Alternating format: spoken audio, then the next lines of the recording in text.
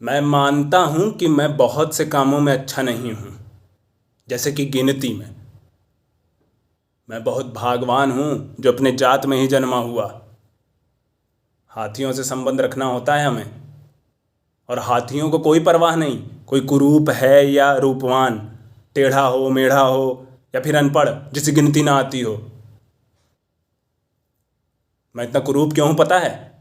सुनो, मैं जब जन्मा तब पुनो थी, पूर्णिमा, ग्रहण भी लगा था। अब ग्रहण में जन्म लेने से बुरा और क्या होगा? हाँ, सभी जानते हैं। सूरज हो कि चांद हो, ग्रहण में जो भी हो वो सब देवता तो राक्षसी पंजों में ही होता है। सो उस देव की लाभ देने वाली शक्तियां भी दुर्बल पड़ जाती हैं उस घड़ी, बल्कि लगभग बेकाम।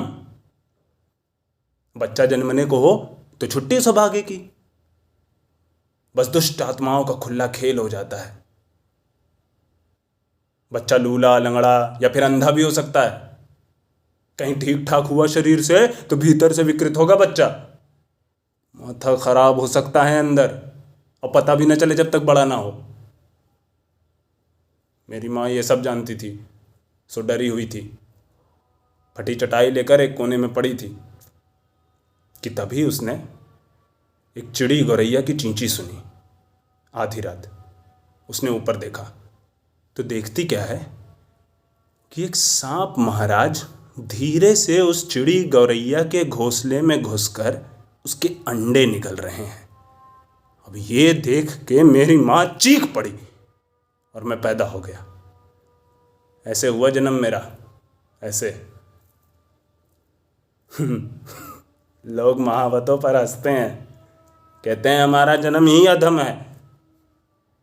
लेकिन अगर हम ना हो तो तुम्हारे महाराजाओं और राजकुमारों का क्या होगा? जानना चाहता हूँ। उनके उनके हाथियों का क्या होगा? हाथियाँ नहीं होंगी तो शोभा यात्रा नहीं है, कोई भी धूमधाम बड़ा तमाशा नहीं, तो राजा भी नहीं। क्यों?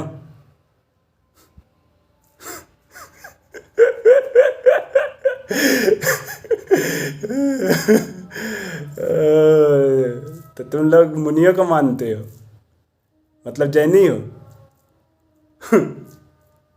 एक भगवान नहीं लेकिन 24 मुनि तीर्थंकर।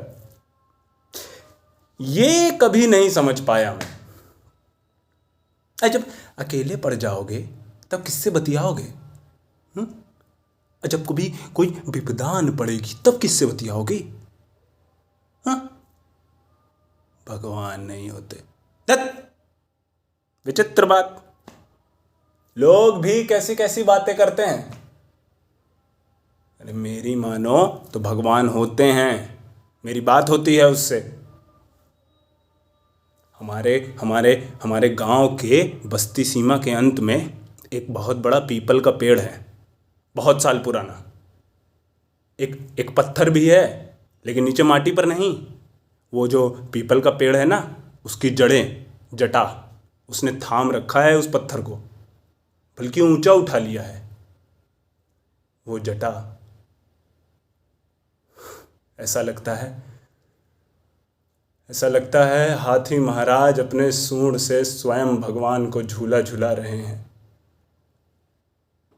महावतों के भगवान देव। जब कभी मैं उदास होता हूँ, दुखी होता हूँ, गुस्सा होता हूँ, मैं उसी देव से बतियाता हूँ। ये भी ठीक बात है कि उससे कुछ मांग नहीं सकते। ये सब ऐसा ही है क्योंकि वह ऐसा ही चाहता है,